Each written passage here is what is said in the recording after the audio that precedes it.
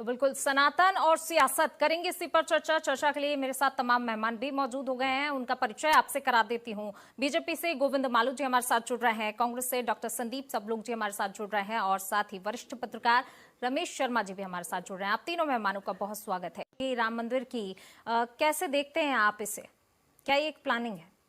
पूनम जी, बहुत ही प्रसन्नता और गर्व की बात है कि अयोध्या में भगवान श्री राम का भव्य मंदिर बनने जा रहा है। कांग्रेस पार्टी इसे आस्था का प्रश्न बनाती है, आस्था के रूप में देखती है, श्रद्धा के रूप में देखती है, न किसी राजनीतिक चश्मे से।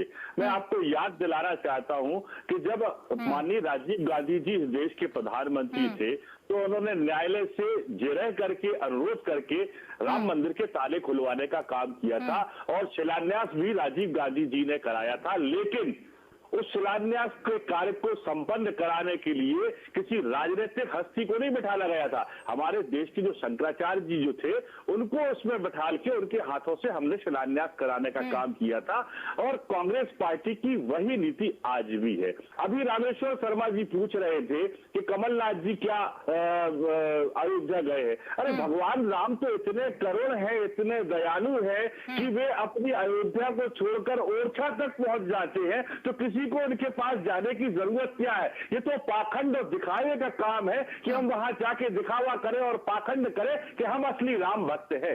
राम का भक्त भारतीय जनता पार्टी या कांग्रेस पार्टी नहीं है, राम का भक्त भारत भी नहीं है, राम का भक्त अखिल ब्रह्मांड है, क्योंकि प्रभु राम ने अखिल ब्रह्मांड को तारने की कृपा करने का काम किया था। मैं चाहता हूं कि एक आरोप लगा रहे थे कि जिस समय अयोध्या में गोलियां चल रही थी तब कांग्रेस कहां थी?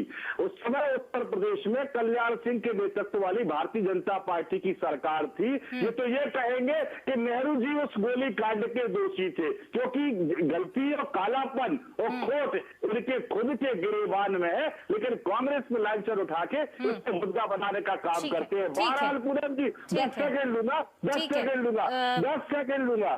संदीप जी अरे वहां पर सब लोग जी ने बहुत अच्छी बात कही, अखिल ब्रह्मांड के राम है, तो उनके अर्थ में ही नाम राम के अर्थ में ही छुपा हुआ। कांग्रेस पार्टी कभी भी राम को या धर्म को राजनीति का मुद्दा कभी नहीं बनाती। गरीब, युवा, किसान, ये कांग्रेस पार्टी के मुद्दे हैं, लेकिन भारतीय जनता पार्टी हिंदू, मुसलमान और भारत पाकिस्तान के मुद्दे बनाकर, राम और रहीम के मुद्दे बनाकर एक लाइन खींचने का काम करती है। मालू जी आऊंगी आपके पास, अरे ये क्यों इस तरह की मालू जी बात कर रहे हैं? आऊंगी मैं आपके पास, आऊंगी, आपको भी समय दिया जाएगा। मालू जी, सब लोग जी तो कांग्रेस पार्टी ने हमेशा ही गांव को, गरीब को, किसान को, नौजवान को मुद्दा बनाया है, उनके विकास की बात सोची है और धर्म को राजनीति में मार्गदर्शक के रूप में अपनाने का काम किया है, ना कि धर्म को वोट के हथियार के रूप में अपनाने का काम किया, जो भारतीय जनता पार्टी करती आ रही है। मैं आभार व्यक्त करना चाहता हूं रमेश शर्मा जी का, क्योंकि राम से बड़ा राम का नाम है। हम तो राम का नाम लेके राम को प्रणाम करते हैं और अपना काम करते हैं और जनता का काम करते आए और जनता का काम करते चलेंगे। यही हमारा नाम है, यही हमारा काम है, यही हमारे प्रभु श्री राम है। ठीक है जी, सब लोग जी कुछ कह रहे थे। आज जिनको राम याद आ रहे हैं, तो जब मालू जी जो आरोप कांग्रेस के ऊपर लगा रहे हैं कि 4 सरकारें बर्खास्त करने का काम किया, मालू जी मैं फिर याद दिला रहा हूँ कि उत्तर प्रदेश में जिस समय राम मंदिर को गिराने का काम हुआ था, कल्याण सिंह जी मुख्यमंत्री थे। मालू जी आऊंगी, आप ही की बात का जवाब ले रही हूँ, आप ही की बात का जवाब ले रही हूँ। एक एक करके अपनी बात रखिए। मालू जी आप ही की बात का जवाब ले रही हूँ। जातीय वर्ग के आधार पर हिंसा का तांडव शुरू हुआ था। भारतीय जनता पार्टी की जो सरकार है एक एक करके अपनी बात रखिए, एक एक करके अपनी बात रखिए। प्रोत्साहन देने का काम कर रही थी, इसलिए उन सरकारों को गिराने का काम तत्कालीन सरकार ने किया था। तो सही कदम था, वरना इस देश में भारतीय जनता पार्टी के लोगों ने आम जनता के बीच में करने का।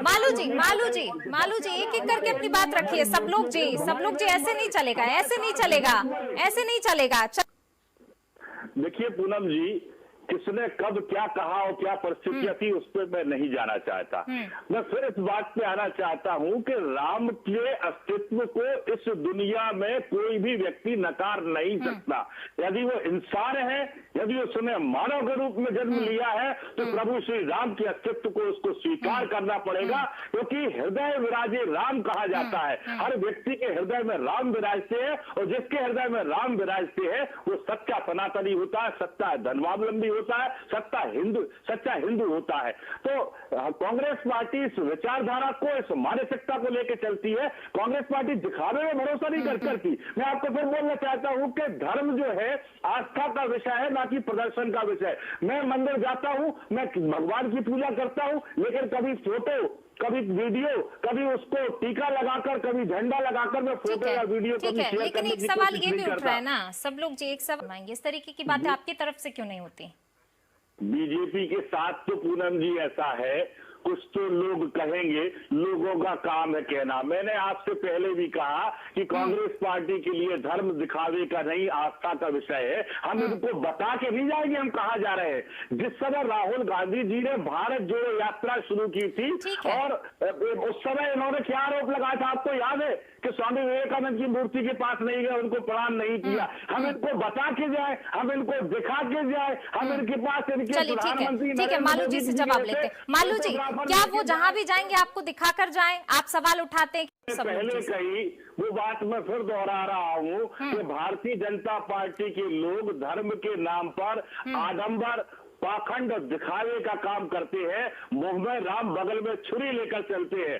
इनके लिए धर्म का काम केवल जाति के आधार पर बांटकर केवल हिंदुत्व की बात करना है। हमारा धर्म जो है वो राम का। चलिए एक बात का जवाब दीजिए, एक बात का जवाब दीजिए। सब लोग निश्चित रूप से उसमें जो भी तथ्यात्मक बातें होंगी, क्योंकि मामला न्यायालय में है, इसलिए कांग्रेस पार्टी के प्रवक्ता की हैसियत से मैं उस पर कोई टिप्पणी नहीं करना चाहता हूं, क्योंकि कांग्रेस पार्टी न्यायपालिका पे सम्मान करती है। न्यायालय का जो भी आदेश है, जो भी निर्णय है, और धार्मिक जो हमारे लोग हैं, हमारे धर्म के प्रधान लोग हैं, वो जो तय करेंगे, कांग्रेस पार्टी उनके पीछे चलेगी और उस निर्णय को शिरोधार्य करके वो सारे के सारे मामले को शॉर्ट आउट करने का काम करें। ठीक है, सब लोग जी, क्या राजनीति में धर्म जरूरी है?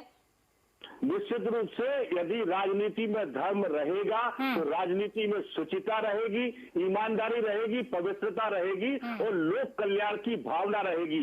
और जिस तरह से रमेश शर्मा जी ने बोला भी कि धार्मिक पुनर्जागरण से भारत को आजाद कराने का काम शुरू हुआ था, आज वही पुनर्जागरण भारत में राष्ट्रीय एकता को साकार रूप में देगा, ऐसी मेरी भावना है और शुभकामना है। ठीक है, चलिए शुक्रिया आप तीनों का इस चर्चा में शामिल होने के लिए। तो बिल्कुल मध्य प्रदेश में बिछी बिसात को लेकर जो है यहाँ पर राजनीति का रंग सुर्ख लाल होता दिखाई दे रहा है।